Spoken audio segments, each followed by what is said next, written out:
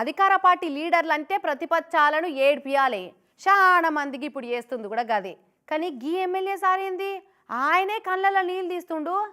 ఎమ్మెల్యేకు ఏడ్చేంత అక్కర ఏమొచ్చిందంటారు? మందిలో ఆయనను కన్నీళ్ళు పెట్టించింది ఎవరు? అరుచుకొనద్దాం పార్రి. తాడేపల్లిగూడెం జనసేన ఎమ్మెల్యే బొలిశెట్టి శ్రీనివాస్ సారు ఒట్టి మెత్తడి మనిషి ఉన్నట్టున్నాడు కదా, అలా నాయనం తలుసుకుని ఉత్తగానే కన్నీళ్లు పెట్టిండి. ఇట్లా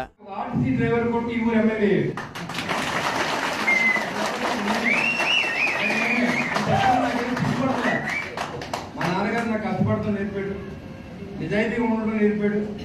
నేను అదే పాటించాను. అబద్ధం ఆడకుండా ఉండడం, ఎవరికైనా మాటిస్తే చంపేసిన నిలబడతాం. ఇలాంటివన్నీ నాలో మా నాన్నగారు నాకు ఇచ్చిన మంచి లక్షణాలుగా ఆయన నాకు ఆశివ్వలేదు, బాధ్యతలు ఇచ్చారు. ఆ బాధ్యతలు స్వీకరించి నేను ఈ స్థాయికి వచ్చి మీ అందరి ముందు నిలబడగలిగే స్థాయిని ఇచ్చిన మా నాన్నగారికి.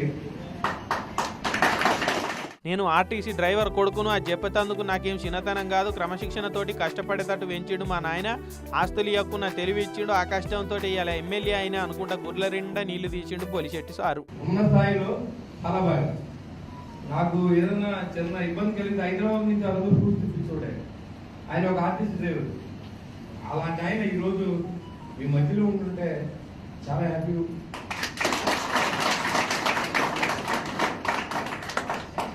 అరే ఇన్ని నీళ్ళు తాగురు సార్, నీళ్ళు తాగురు నిమ్మలంగా అండి జరా. అయ్యో